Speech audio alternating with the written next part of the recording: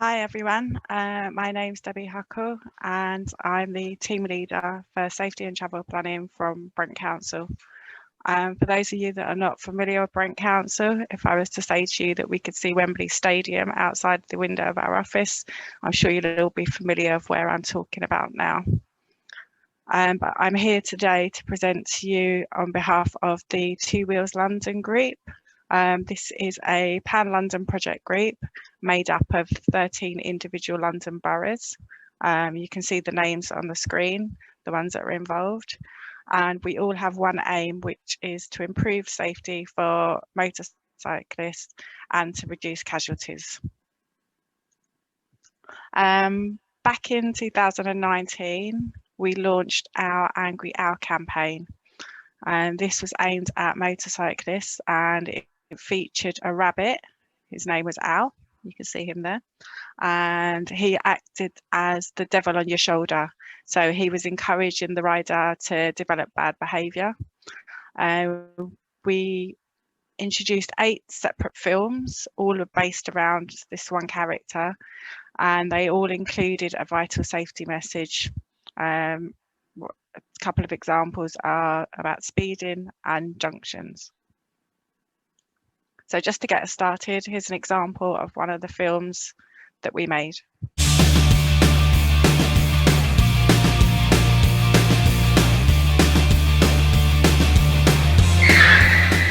Son of a biscuit, you maniac! There's other people on the road, you selfish piece of... Shut up, Al. Get after him! We need to let this diesel dick know who's boss! Alright, calm down. Calm down? Did you see what just happened? I did.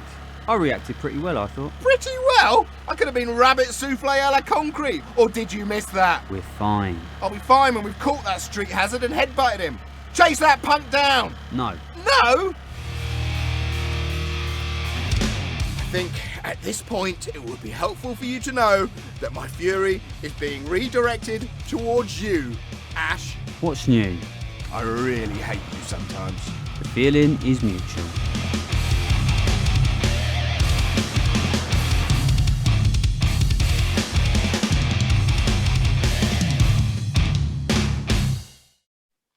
So as I say, we launched this campaign back in 2019, and this was based on looking at casualty data, which is where most of us start if we're going to be doing any kind of road safety interventions.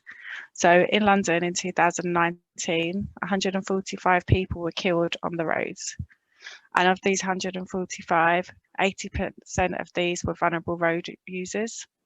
So we had 31 motorcyclists, 6 cyclists and 75 pedestrians. If we take into account that obviously there's a lot more pedestrians walking around than there are motorcyclists, it was quite an alarming number, and we felt that we needed to do something about it, hence Angry Owl. So just looking into detail a little bit more about the casualties. So we had 31 fatal, 988 serious, and 4,372 slight. So we did some more analysis around the casualties to find out what common features there were, so we knew what our target audience were going to be. So having looked into it a bit more, we found out that the riders were those that mainly were using motorcycles to commute, could be commuting to work or just to socialise. They wouldn't see themselves as bikers. So your traditional like Bike Safe or other campaigns that were featured what we would call bikers, those dressed up in leathers and on a bigger bike, they didn't identify themselves with that, so they weren't really effective. And they tended to be people that rode smaller size engines, of a younger generation, males rather than females. And as I said earlier, that it was riders that were commuting, and some of them were using it as an alternative to public transport. So it would be that rather than having to get on a bus and a train and share the journey with others, they could just jump onto a scooter and make their journey to work or to college. When we started this campaign, we ran a competition and we looked at we asked riders to give their top tips to other riders for staying safe. When we got all the information, we've put it into different categories and we were able to come up with common themes that would then form the basis of our films. So we put them then into two categories, the first being collision factors, and these included speed, observations, overtaking, junctions, and road position. And then the second element was around raising awareness, and this included maintenance, wearing the correct gear, fatigue, and rider attitude and behaviour. So once we knew what the main themes were going to be, the next step was to actually go out and do the filming. So we spent 2 days out in Lewisham filming all the clips that were going to be put together for these 8 films.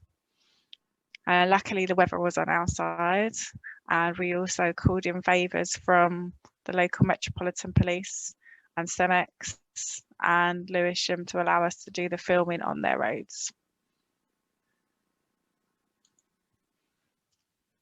Like I say, we spent 2 days filming. There was 8 different scenarios that we had to film, so it took quite a while. And this was the first time that I've been involved in a project of this nature, so it was really interesting to see how much time and effort goes into just creating a film that only lasts a couple of minutes.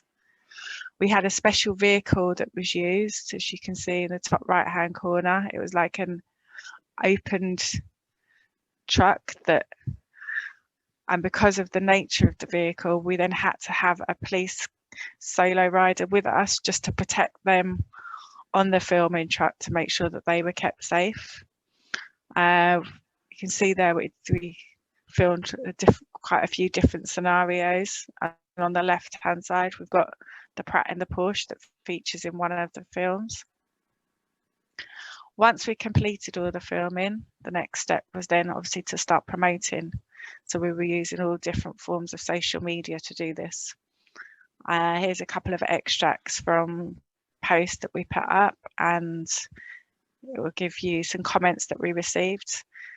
It was meant to be in a light-hearted way. It was meant to be fun. It wasn't meant to be patronising, and you can see by the comments there that people were relating to the behaviour of the rider and of Angry Owl. I mean, like you can see, one of them said that they definitely had Angry Owl on their shoulder today during their commute into central London. And another one, we're interacting about don't listen to Angry Owl's advice on fashion. So they couldn't agree more how important it is to be wearing protective clothing whilst out and about riding motorbikes. One element of our Two Wheels London project is to work with employers.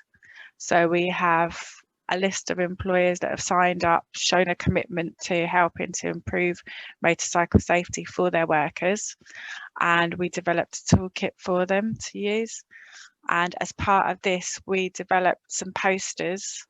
You can see some examples here that we then sent out to the employers and asked them to put them up.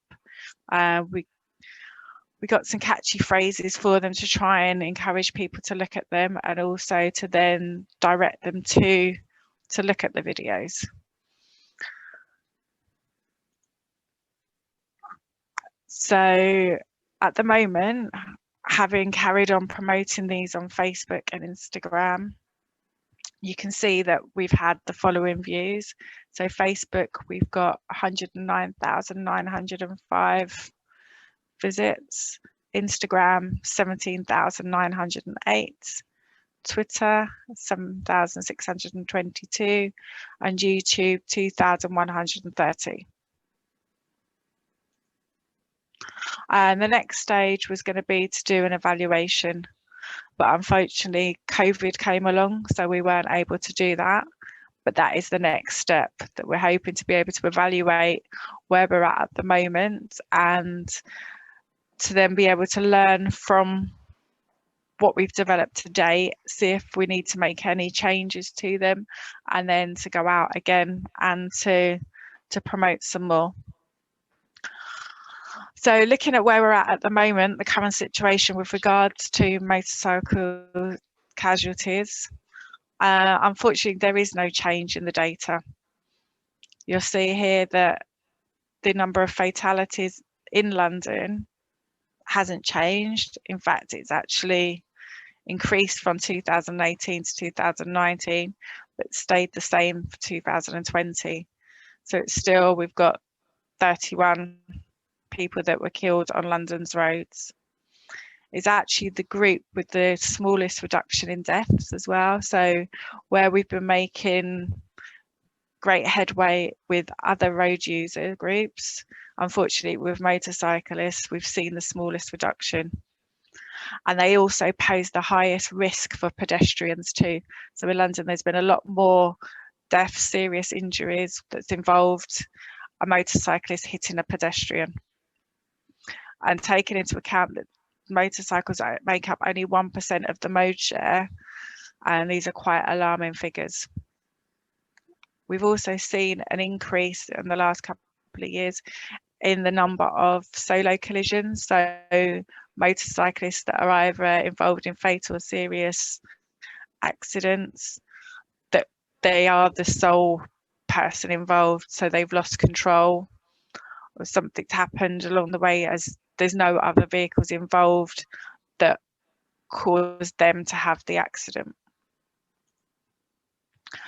So having looked at these stats in more detail, we're looking at near enough, it's the same target group again, young males and smaller size engines, and they've had minimum training, so they basically done CPT and then they're riding on the L plates and then renewing as and when necessarily, rather than then thinking about moving on to then get their full rider's license, which proves that they're not doing it as a long-term thing, they're just looking at it as a short-term solution just to be able to travel around, or maybe for work purposes. During lockdown last year, the first lockdown, we saw that there was a big increase in sales in motorcycles in London. This was mainly due to the fact that people were worried about using public transport. They didn't see it as being safe, so a lot of people turned to two wheels, bought themselves a motorbike, scooter, moped, and then used that as a way of travelling. Also, the roads were a lot quieter as well, so as opposed to them, it seemed a lot safer. But lockdown seems to have had the opposite effect this time around. So the second lockdown, it's seen that sales have actually gone down, and this could be a factor, the fact where the CBT people aren't allowed to take it at the moment, only those that are like key workers. So where people aren't able to do their CBT, they don't see the point of buying a bike until they can actually use it. Speed and junctions still form high up on the list of where casualties, like accidents, where we're seeing casualties. And despite there being lots of interventions, it still doesn't seem to have changed the fact that we've still got a lot of casualties amongst motorcyclists. I mean, with regards to interventions, there's been a lot of campaigns aimed at motorcyclists recently. And TfL pay for one-to-one motorcycle training for people that they can do it in their individual boroughs. It can be used to a route that they'll be taking to college or to work. We all know about Bike Safe, so that's there for people to participate in if they would like to. In London, there's also a big push to allow motorcycles to use bus lanes, which to try and make some consistency across London, and research has shown that it's actually safer for motorcyclists to be riding in bus lanes. TfL have also invested a lot of money into improving the infrastructure in London, and there's a junction improvement programme, so looking at the junctions where the highest number of casualties are and making lots of improvements there.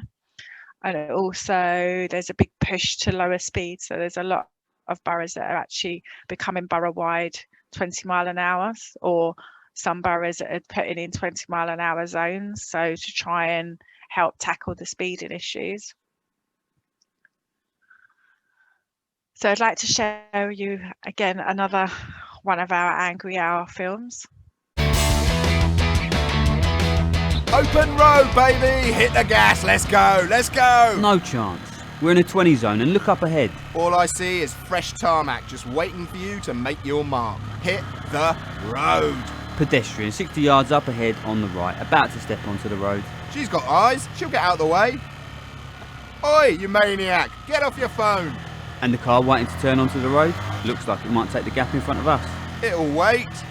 Oi, we're riding here. If I'd have listened to you, we may well have hit the road. You have zero sense of adventure. But at least we're alive and the adventure continues.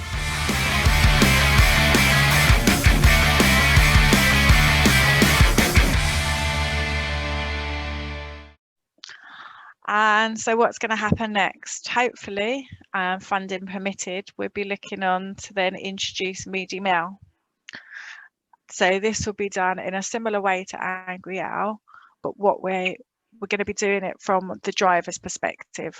So it'll be messages to the driver, saying to the driver to look out for motorcyclists, to take responsibility and to think before they make certain manoeuvres, such as turning right at junctions or entering onto roundabouts. So it's taking it from a driver's perspective. And that's the end from me. If you'd like any more information about this campaign or Teal Wheels London, please feel free to visit our website. Thank you very much for listening.